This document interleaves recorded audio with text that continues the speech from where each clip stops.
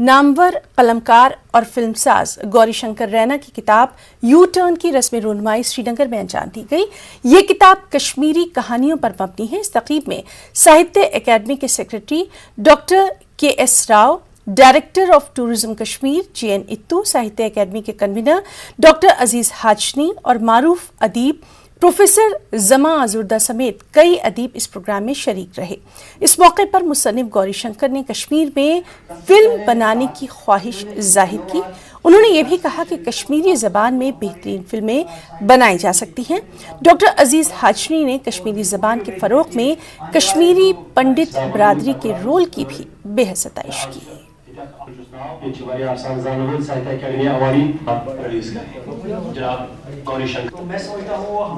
کہانیاں اور بھی ہیں لیکن میں نے صرف 9 کہانیاں اس میں رکھی ہیں، تو 8-9 کہانیوں سے زیادہ اس میں نے چھوٹی سی، کیونکہ آج کل کیا ہے کہ بہت موٹی کتاب پڑھنے کا وہ رواج ہے نہیں۔ پہلے تو افسانوں کی کتاب بہت لمبی ہوتی تھی، جیسے کہ آگ کا دریا جو ہے وہ 400 پیج کی 500 پیج کی کتاب ہے، لیکن آج کے جب کہ انٹرنیٹ اور اس کے موبائل اور وائی فائی کے موڈ میں جو ہم لوگ ہیں اس وقت ڈیجیٹل ایج میں ہیں، تو ڈیجیٹل ایج میں چھوٹی کتابوں کا رواج چل گیا ہے، اس لیے میں نے اس کو 108 109 10 12 پیج کی کتاب ہے۔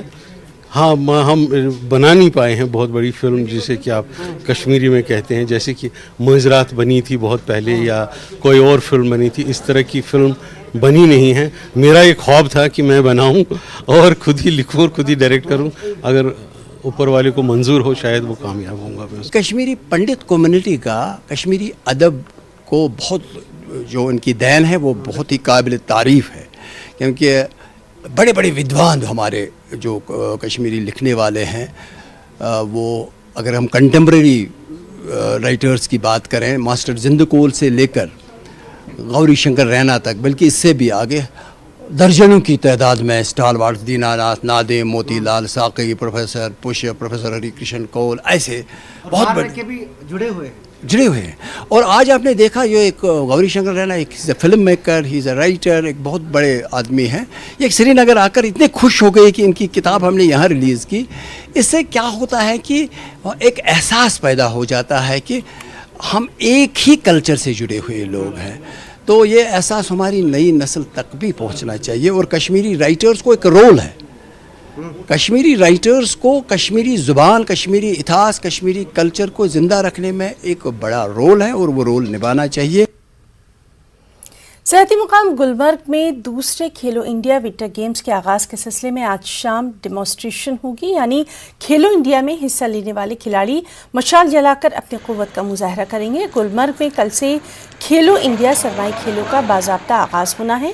20 ریاستوں اور مرکزی زیر انتظام علاقوں کے 1200 کھلاڑی اور دیگر مہمان گلمرگ پہنچ رہے ہیں۔ کھیلو انڈیا مرکزی سرکار کی وزارت youth affairs and sports, Jammu Kashmir sports council اور ونٹر گیمز ایسوسی ایشن کے باہمی اشتراک سے منعقد کی جا رہی ہے۔ مرکزی سرکار نے گزشتہ سال ونٹر گیمز کو کھیلو انڈیا پروگرام میں شامل کیا تھا اور گلمرگ کو اس کی میزبانی کرنے کا موقع دیا گیا۔ اس بار بھی گلمرگ کو ہی میزبانی کرنے کا یہ موقع ملا ہے۔ اس دوران سیکیورٹی کے بھی پختہ بندوبست دیکھے گئے۔ گلمرگ میں کھیلو انڈیا کے ایک حصے کے تحت یہاں مختلف ثقافتی اور تمدنی پروگرام بھی پیش کیے جائیں گے، جن میں مشہور و معروف فنکار اپنے فن کے جوہر دکھائیں گے۔ ساتھ ہی یہاں کی دستکاری اور پکوان کے مختلف سٹالز بھی نصب کیے جائیں گے۔ گلمرگ میں کھیلو انڈیا سے نہ صرف سرمائی کھیلوں کو فروغ ملے گا، بلکہ اس سے گلمرگ میں سیاحوں کی آمد میں بھی کافی اضافہ دیکھنے کو ملے گا۔